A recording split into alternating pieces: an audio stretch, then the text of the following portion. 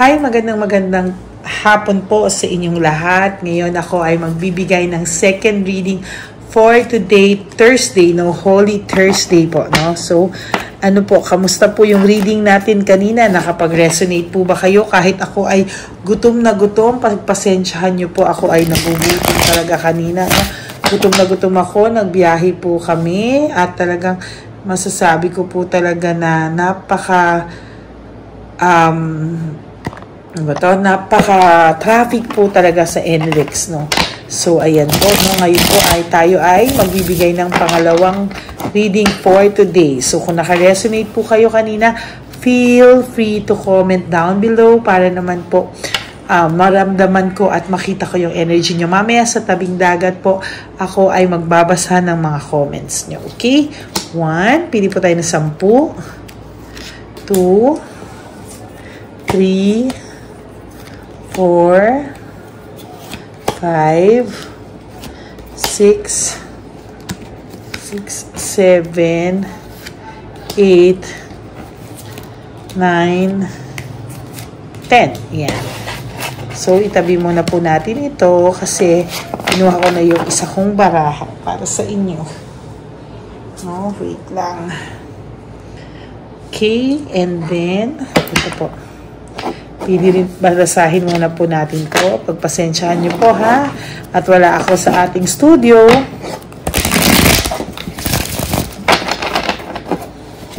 Yan. Pili po tayo ng 10. Kita nyo, hindi pa po bumabalik yung kulay ko. Pero sa totoo lang po. Yan, no? 1, 2, 3, 4, 5, 6, 7, 8, 9, and 10. Okay. Ay, sorry po. Iligpit muna po natin ito. Dito sa side. Yan, okay? So, ayusin na po natin to.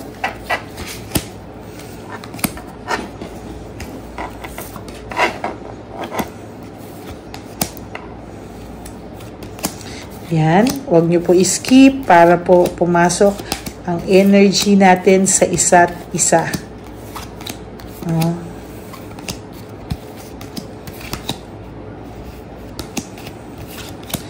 Para pumasok ang energy natin, dapat hindi nyo po ini-skip. Okay, so ano po kaya ang makikita natin sa second reading for today, Holy Thursday? Oh, there's forgiveness and recovery, no? Malamang ang taong ito po ay nais, no, o nakakaramdam na, or nagwi-wish na sana daw po siya ay patawarin mo dahil secretly alam niyo po na ang dami niyang dinadanas na kamalasan sa ngayon. Nag-iisip po itong taong to kung ito daw po ba ay karma niya po, no, sa mga ginawa niya sa iyo. So in other words po, sa totoo lang, ito na po siguro yung hustisya or justice na inaantay mo, no? Ang ganda nun. So yung title na nabanggit ko, no? Yun ang gawin natin title. Ito na yung hustisyang hinihintay-hintay mo, no? Kasi somehow, if nag-aantay ka na, sana mag-sorry siya sa akin, sana humingi siya sa akin ng tawad, kahit po hindi niya gawin sa iyo yun physically or harap-harapan, pero somehow ito na po yung hustisyang hinihintay mo kasi at the back of his mind, alam niya po, no? Alam niya po na at nagwi-wish po siya na sana napatawad mo na siya sa puso mo. There's doubts and lack of self-awareness. Nagkakaroon na po siya ng duda sa sarili niya. Nagkakaroon po siya ng duda kung yun nga po, kung karma po talaga lahat or ito po ba ay misinterpret niya lang daw ba or coincidence lang daw po ba ito. Pero sa totoo lang po, no, ito po ay hindi niya sinasadyang maramdaman, no? Kung hindi talagang kusa po itong naramdaman niya, kusa po itong naiisip niya na if ever, no, sana daw para hindi na siya magkamalas-malas, sana daw somehow patawarin mo daw siya. Pero syempre, hindi naman siya humihingi sa'yo talaga. Kaya, paano mo siya mapapatawa? There's poor judgment, the moon in reverse. Nagkamali daw po siya ng ginawa sa'yo. Nagkamali daw po siya ng pagkakilala sa'yo. Nagkamali po siya ng isinukli sa'yo. No? Sa lahat ng binigay mo sa kanya, 100% na pagmamahal, tiwala, concern, pag-aalaga, binihisan mo siya, sinuportahan mo siya, lahat ng problema niya, dinamayan mo siya, and yet, ang ibinalik sa'yo? Lahat po ay pangloloko at masakit. Although, naging mabuti naman to sa'yo nung umpisa, sa umpisa ng samahan nyo, but eventually, nakampante ito sa'yo, at talagang masasabi ko, there's deception and manipulation na nangyari sa inyo. Oh, sorry. Yun ang nabunot natin, so hindi kasama yon. There's reflection. Nagre-reflect po ang taong ito right at this very moment or lately, there's already a reflection sa ginawa niya sa'yo. But, dahil sobrang taas ng ego nito, hindi niya po kayang humarap sa mukha mo. Hindi ka po niya kayang tingnan sa harap mo. May fear po siyang nararamdaman. Fear and emptiness sa mga oras na ito. There's lack of initiative, meaning wala po talaga tong lakas ng loob na gumawa ng isang bagay para mapatawad mo siya. This is the Hangman in reverse. Ayan, so lack of initiative, wala po talaga siyang ginagawa to make you feel na he is sorry, no? Mataas pa rin po ang pride nito, mataas po ang ego nito, pero somehow, ayan, lack of initiative, wala siyang ginagawang aksyon. Wala siyang ginagawang aksyon or kahit na para mapatawad mo siya, Secretly, nag-hope lang siya na patawarin mo siya. Dinadanas niya sunod-sunod na karma, pero hindi po nito kayang humarap sa'yo para sabihan lahat. He is distracted right at this very moment. This card is the Tower. Ito po ay self-destruction and disaster sa buhay, Tower is disaster, may pinagdadaanan siya na too much disaster or talagang sinasabi sa inyo na magulong-magulo po talaga ang buhay nito sa ngayon. Wala pong direksyon, totally wala. Wala rin po siyang masabihan sa mga kaibigan niya, kamag-anak niya because somehow, hindi lang po makaalma yung mga kaibigan niya at mga kamag-anak niya, pero to be honest with you, alam po nila na siya yung mali. Alam po nila yon, huwag kayong mag-alala. That's why he is depressed right now. Meron pong depression na nangyayari sa kanya sa ngayon and he cannot explain that. Ang dami niya pong unresolved issues and emotional baggage. There's parang feeling nito is dati is powerful siya sa'yo. Na he can dominate you. Dahil alam niya na kampante siya na whatever happens, mahal na mahal mo po ito at hindi mo siya kayang iwanan. Somehow, instead of giving it back to you, yung pagmamahal mo, suklian niya ng tama, maling paraan niya po sinuklian. Lumaki po ang ulo nito, nakampante po ito, at somehow, he has, masasabi kong, he has too much ego, at naapakan niya po yung pride mo na sobra, sinisi niya sa iyo lahat ng kasalanan na dapat ay inamin na lang po niya from the very start dahil hindi naman po talaga ikaw ang may kasalanan bakit kayo naghiwalay. As a matter of fact, wala ka pong ginawang hindi maganda. Kaya you are very disappointed with this person, sobra ka pong nasaktan, sobra mo po itong dinibdib, Talagang halos magkasakit ka pa dito, but finally, somehow you are moving on and leaving this behind slowly, Kahit po alam ko na there are times na nasasaktan ka pa rin, there are times na hinahanap-hanap mo siya, but I assure you and I guarantee you that you are on the right track. Somehow, meron siyang resentment at humihingi siya deep inside ng forgiveness sa iyo, just deep inside. But he has desire to reconcile, There's anger and argument, no? Sila po ay nag-aaway ngayon talaga ng matindi ni Chabelitang Palaka, no? May pinagdadaanan talaga sila na talagang may gulo po silang pinagdadaanan right at this very moment and nung mga nakaraan pa po, no? Somehow, kung maayos man po yung pinagdadaanan nila, things will never be the same, no? They will always have doubts, insecurity sa relationship nila na hindi po sila magkakaroon ng peace of mind. I guarantee you, itaga mo pa po sa bato, hindi po sila magkakaroon ng peace of mind. Then, there's lack of direction. So, totoo lang, wala pong direction yung relationship nila. Because there will always be deception and then tactics and strategy, no? Laging may pagsisinungaling, laging may strategy para makalusot.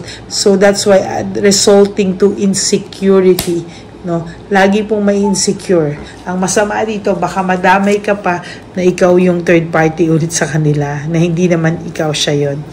Head over heart, wala po itong disiplina sa sarili niya, no?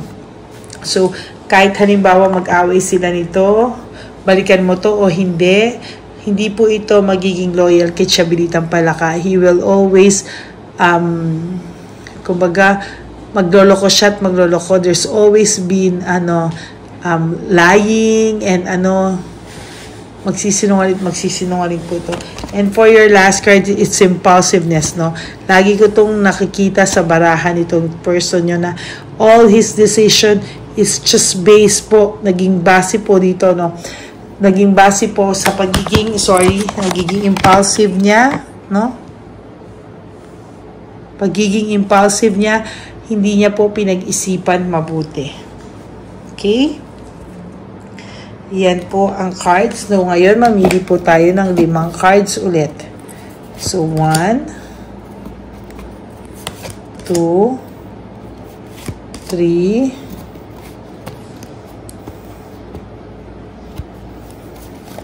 4, 5. Okay, there. I feel lonely. Sabi ko po sa inyo, this person has emptiness deep inside. Hindi niya man po maamin, pero he has emptiness, no? Na hindi niya po talaga maintindihan. Second, my life is a mess right now. Talagang gulong-gulo. Sabi ko nga po sa iyo, ito na yung hustisyang hinihintay mo because he is lonely. His life is in a mess right now. No, inaantay lang po talaga nito na kahit papano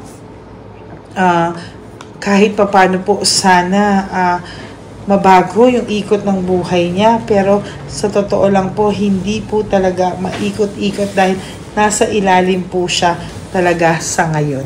Okay, for next card we have I can't take it anymore. Hindi na daw po niya talaga matake kung ano yung nangyayari sa kanya. Sa sobrang malas-malasan, sunod-sunod ang malas, hindi niya na po alam ang gagawin niya. I don't want to be alone. This person is really scared na maging mag-isa sa buhay niya, no? And for the last card, I can't stop thinking about you. Hindi niya po ikaw makalimutan dahil ito po ay halo-halo, no? Meron po itong regrets, guilt, regrets, resentment, kayabangan, halo-halo na po. And hindi niya po yun ikaw makalimutan, Kaya yan po ang cards mo. Yung hustisya pong hinihintay mo ay ito na, no? Ito na yung hustisyang hinihintay mo. Huwag mo na po expectin for some of you na kaya niyang humingi ng sorry sa mukha mo. But hearing this at lahat ng kamalasan nangyayari sa kanya, ito na po yung hustisya na matagal mo nang hinihingi at idinadasal. So, wag ka na pong malungkot. Okay? So, that's your reading for today. For your second reading for today, I hope na nag-enjoy po kayo sa aking explanation dito sa pagbasa ng cards nyo. And I do hope that nabigyan ko po kayo ng linaw, no? Linaw ng pag-iisip nyo po at sana po ay nakatulong po ako guminhawa yung pakiramdam nyo ngayong Holy Thursday. Yan. So, that's your card for today, your second reading. Magpapahinga lang po ako. Para naman, pero I will be back later, no, para bigyan ka po ulit ng, bigyan ko po kayo ulit ng third reading for today. If I can do 4 readings today, why not? No, kailangan ko lang po magpahinga kasi 4 o'clock pa lang, I'm driving na po papunta dito, no? So, yun, para po makapagpahinga saglit, and then I will be back later para po sa inyong lahat. Okay, mag-alala. Nandito na po ako, at sa lahat po ng sa akin, nag-message na wala pa akong reading, eto na po, no? Ayan, i-upload ko na rin po yung second reading ko para po makita nyo na po at mapanood nyo na po. Okay? That's it. And thank you so much for watching. To all my Lady Reyna friends, family, and subscribers, I love you po from the bottom of my heart. May God bless you all. And for those of you who wants to have a private reading with me, you can always message me at Lady Lee Elena. That's my only official and legit FB account. Yan, dyan nyo po ako message. If hindi man po ako makasagot agad-agad, I promise to answer you within the day, within 24 hours, no? Pasensya na po kayo. Minsan napakadami ko lang po talagang private reading. May trabaho pa po ako, may charity pa po tayo. And meron pa po tayong YouTube reading, no?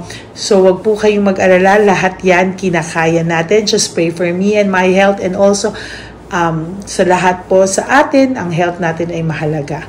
Yun, maraming pong salamat. At wag na wag po kayong magsasawa dito sa ating channel, because ang channel pong ito ay para sa ating lahat. Yun lang po, magandang hapon po, and God bless you all. I will all see you again later for another free reading and general reading. Okay? Bye! Thank you everyone. God bless you.